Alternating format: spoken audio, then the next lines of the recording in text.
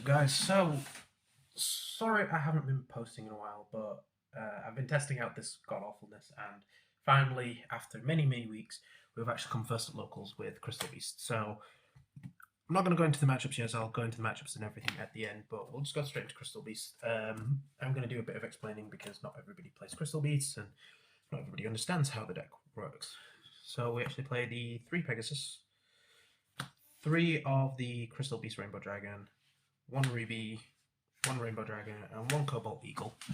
Now, the reason we play this ratio over any other ratio is because, as much as people say that this is a brick, it's not. So to just go through their effects, Pegasus, when it's summoned, puts a Crystal Beast in your spell and trap card zone, which is usually this.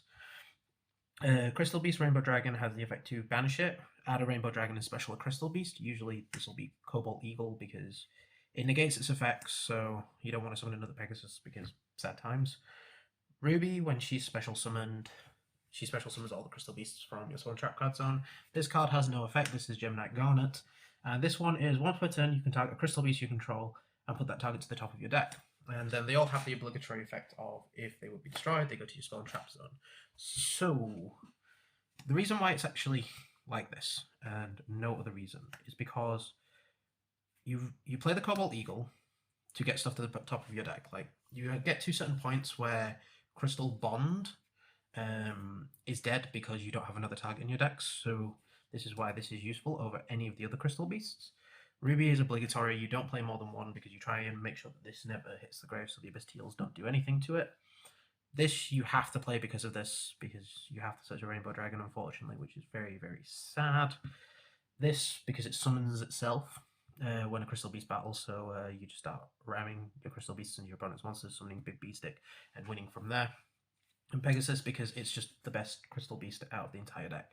It's the only Crystal Beast that you actually play. There's no point playing Amethyst Cap, even though it can attack directly. It's kind of garbage, and all the others are definitely garbage.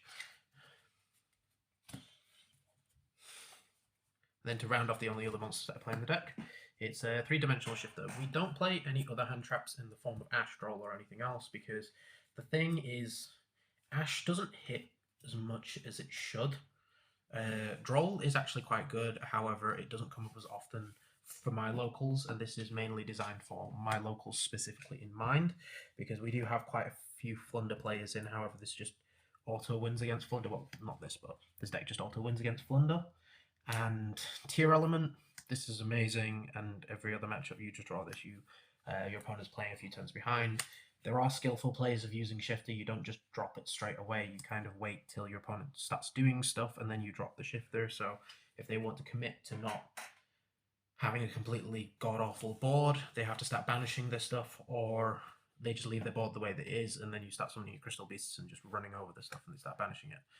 There have been times where I dropped this after they've summoned their Gigantic, but they don't have anything else to basically stop the Shifter, so the Gigantic is kind of a bit useless because the Sprite things don't do anything, and the Lifetime cards don't do anything anyways. You drop this against, and that's pretty much it. The only matchups that I actually side this out is in Flunder because it doesn't do anything, it actually makes their board actually better. But that's it for the monsters. You don't actually play any more monsters besides this, you don't need to. There are other versions that you can play where you play Abyss Teals and the Fenris thing, but I'm what you call poor, and I'm just investing in fun decks because your man decided to max out a different deck in rarity. As for the other spells, we play 3 Rainbow Bridge of the Heart. This is your custom card. This card was solely invented to make this deck as broken as possible. So it gives you an additional normal summon of a Crystal Beast monster. Then it also pops a Crystal Beast in your hand or on your field to search a crystal spell or trap. Unfortunately, this can't be searched from it. And then if a Crystal Beast is put in your spell and trap card zone, you can bounce this and 1 card your opponent controls. So it's free spot removal. Fair enough, it is a worse version of Altergeist Siliquitus, but it's good still. And then we play the 3 Rainbow Bridge. This card is not once per turn. It says search any Crystal Beast having any crystal spell or trap, which the amount of times my opponents have ashed this, and I just smile because this is the card that you never want to ash in this matchup. Then there is Awakening of the Crystal Ultimates and 2 Bond. You do not want to play more than 1. I mean, more than 2 Bond. Sometimes in game 2 I actually side one of these out because The bad thing about Bond is it adds a Crystal Beast, but it also has to put one in your Spell and Trap, and if you've started to run out of them in your deck, it becomes a very bad card that you don't really want. This is amazing. I have seen people play this at 2. I don't know why. Because there are times where the 3rd does come up, and because we aren't playing Foolish Burial Goods in this list, this can sometimes send the really, really bad trap card that's bad to draw, unless you're going up against Eldritch. So this actually has 2 very broken effects. So both the effects require you to have Rainbow Dragon in hand, but the first effect is it lets you add a bridge spell or trap, so it lets you search for your Rainbow Bridge of the Heart and your Rainbow Bridge, which are good. And then the other one lets you special summon a Crystal Beast from your hand, deck, graveyard, or spell and trap zone, which is amazing because you can drop this in battle phase and then dodge the Nibiru and hit your opponent for an absurd amount of damage. And then to round off all the spells, we have the 3 Prosperity, the 1 Mine, and the 1 Necro Valley. Originally, it was actually 2 Mystic Mines because nobody wanted to give me Necro Valley at my locals because everyone was on Tier Element and the decks where Necro Valley actually hurt it, so they avoided giving me good cards. But now we have the good card. It's amazing. You activate this against Tier Element, you have auto won by turn 2. Mystic Mine is just Mystic Mine, and it's just how it is. There have been times where I have had to use Conclave to actually bounce my own mine so that I can start doing some damage. However, there are really easy ways to protect stuff, and Prosperity is just a better duality because it allows you to special summon under it. That's the only reason why we play this over any of the other pots, because it lets you see the cards that you want to see. You can play Extravagance, however, that's kind of terrible because there are cards in your extra deck you want to keep in your extra deck, and if you banish them, you're going to have a sad time. And also because it lets you have a look at the top 6, and you do it after you've done your battle phase, so your opponent's just going to take a load of damage first. And then now we go on to the traps. So there is 3 Crystal Conclave. This is Compulse, and also if one of your Crystal Beasts is destroyed, you can summon one from deck. So it means it's easier to do lots and lots of damage because you can ram one of your Crystal Beasts into your opponent's monster, bounce it with Rainbow Bridge of the Heart, and then also get your summon because we like things like that. Then 2 Crystal Miracle. It is the Solemn Judgment of the deck. It pops a Crystal Beast as an Omni Negate, and then also puts your Crystal Beast back in your Spell and Trap zone. So if your Ruby's in the grave, or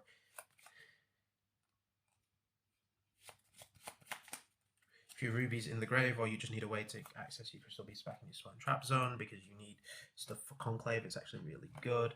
The thing that I actually forgot is it actually destroys 1 Crystal Beast card, so it allows me to actually pop the stuff in my Spell and Trap zone. I forgot about that until like turn 3, so stupid me for that. Then Triple Infinite Impermanence. I kind of don't like this card anymore. I'm probably going to take it out, and if I ever do actually get a hold of the Fenrir stuff or the Bestials, it's coming out. This is coming out for them, but for the time being, it does work because you do this against Kit Kalos, and the amount of people that are only playing the 1 Kit Kalos, it means that they have to do awkward stuff to get it back into the grave, and it doesn't mean that they can use its effect for the melee, because they'll use Kit Kalos usually to try and search to the mill 8, and if you do it on the effect to the effect to pop itself, then they don't get the summon, so they're only going to get the mill 5 of the fusion, but you can't really do much to that.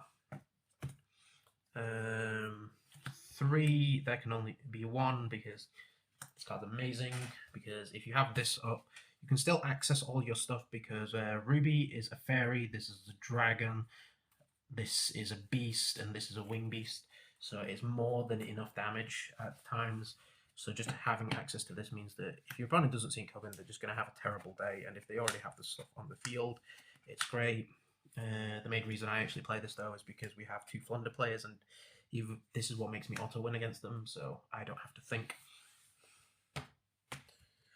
And then the final card is Rainbow Bridge of Salvation. This card says search Mystic Mine and a Crystal Beast. That's all it says. It doesn't say anything else.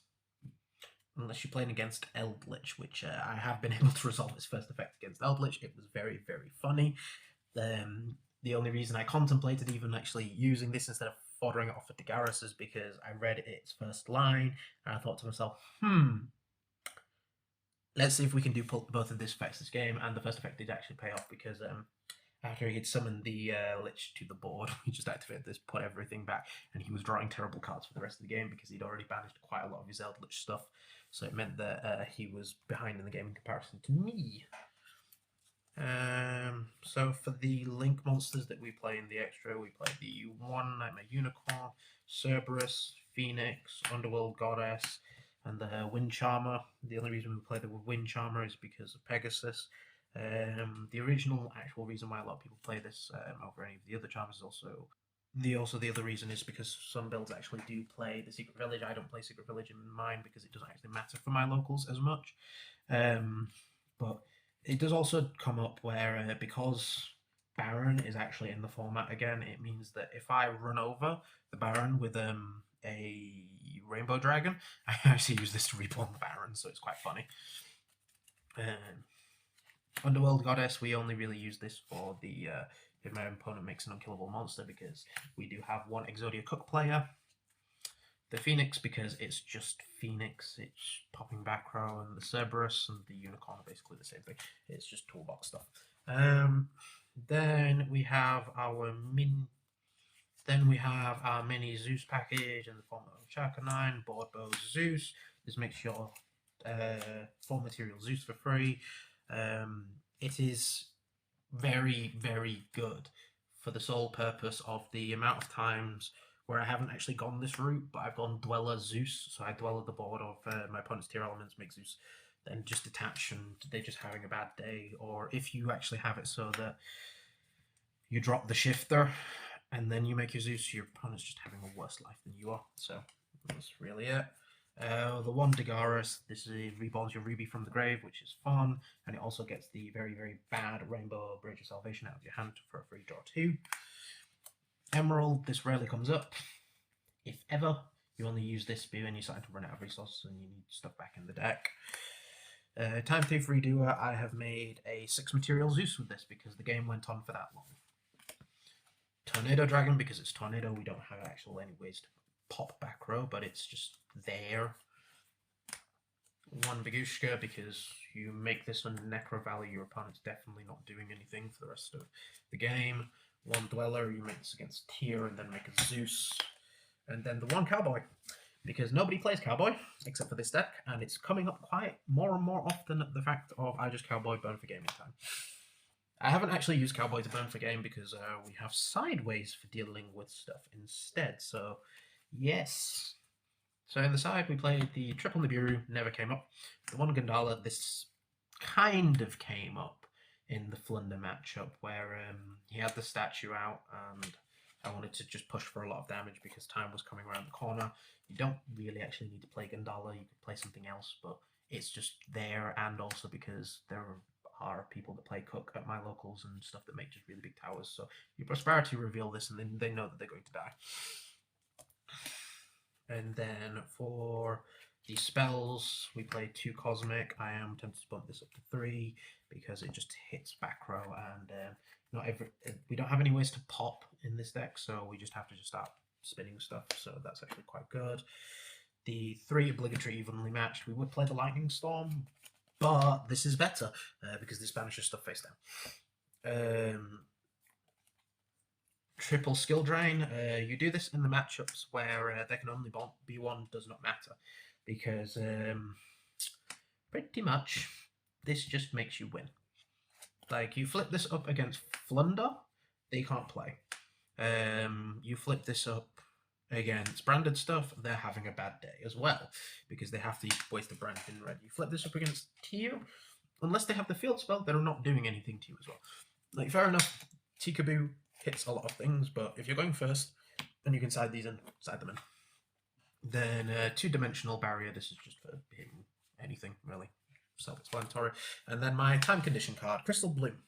So this is the best card for time, because there are so many ways to search this and to set it up. And basically what this does is it specials up to 2 Crystal Beast cards from your Spell and Trap card zone, and if you do, gain life points equal to the combined attack of them. So to describe how well this went down, we go into game 3 against the Flunder player because I know that I can't do enough damage in game 2. I search this. I put a Sapphire Pegasus and a Rainbow Dragon with spell trap cards on. Time gets called during his battle phase. I flip this up. There is no way he kills me.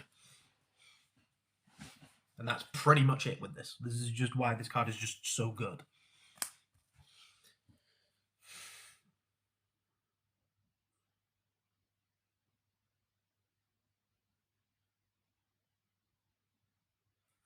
But yeah, that's my Crystal Beast list. It's a bit janky. I'm probably going to tweak it again to go through any of my matchups that I actually did.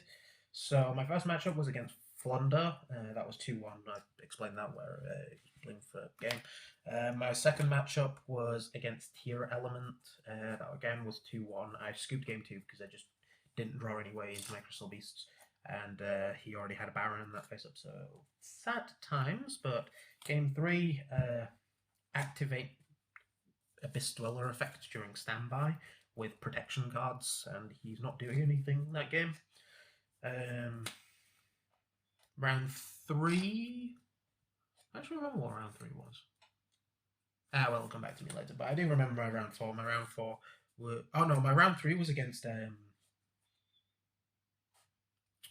Splight, and it ended pretty well, to be honest.